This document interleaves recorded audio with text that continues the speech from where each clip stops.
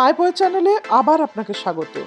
মোটামুটি 5 মাস বয়স থেকেই দেখবেন আপনি কথা বললে সে আপনার কথার রেসপন্সে হাসছে বা কথা বলার চেষ্টা করছে, এটা আপনি নিজেই বুঝতে পারবেন। তার সঙ্গে শুরু হবে একটু সাপোর্ট পেলেই লাফানো।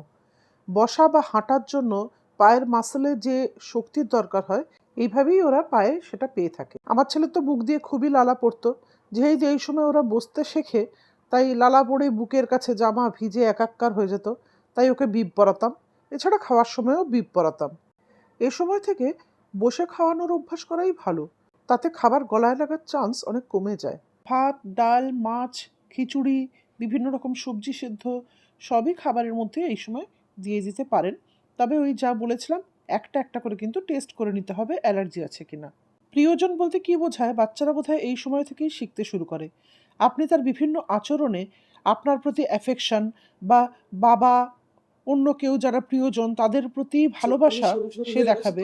যেমন এখানে আপনি দেখতে পাচ্ছেন আমাকে খেয়ে ফেলারই প্রায় চেষ্টা করছে, হামু খাওয়ার চেষ্টা করতে গিয়ে। আবার মাকে খাচ্ছে। এ সময় মাঝে মাঝে হাত ধরে টেনে বসিয়ে দিন, দেখবেন যে এই বসছে তারপরেই ধুপুস করে পড়ে যাচ্ছে। এরকম করতে করতেই একদিন দেখবেন পুরো বসে গেছে। আমার ছেলে ঠিক 6 মাস 1 দিন বয়সে বসতে শিখেছিল।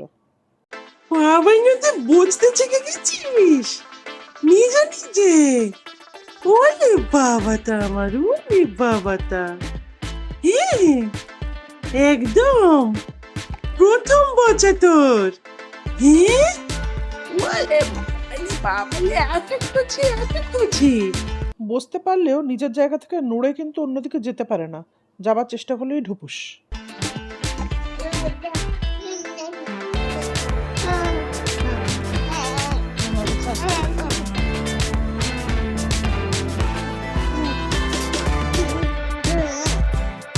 এই দেখ, ধ্যাৎ।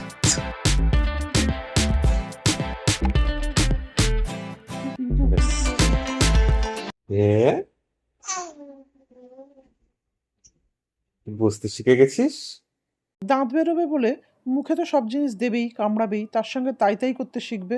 এইগুলো আসলে এক একটা ডেভেলপমেন্টাল মাইলস্টোন। করো, আবার তাই তাই করো। বাহ বাহ বাহ বাহ বাহ বাহ বাহ বাহ, তাই তাই তাই তাই, বাহ বাহ বাহ বাহ, খুব সুন্দর, বাহ বাহ। তাই তাই তাই করা, হাত নেড়ে টাটা করার চেষ্টা করা, কিংবা নিজের মাথা চুলকোনোর চেষ্টা করা, তারপরে ধরুন লাফানো, মা বাবা বা অন্য প্রিয়জনকে আদর করার চেষ্টা করা, নিজে নিজে বসে খেলা করা, এই প্রতিটি জিনিসই কিন্তু এক একটা মাইলস্টোন। এই বিষয়গুলি খেয়াল করলেই বুঝতে পারবেন আপনার শিশুর বৃদ্ধি ঠিকঠাক হচ্ছে। তার জন্য রোজ রোজ ডাক্তারকে গিয়ে জিজ্ঞেস করতে হবে না। আজকের ভিডিও এই পর্যন্তই, দেখা হবে পরের ভিডিওতে। ভালো থাকবেন।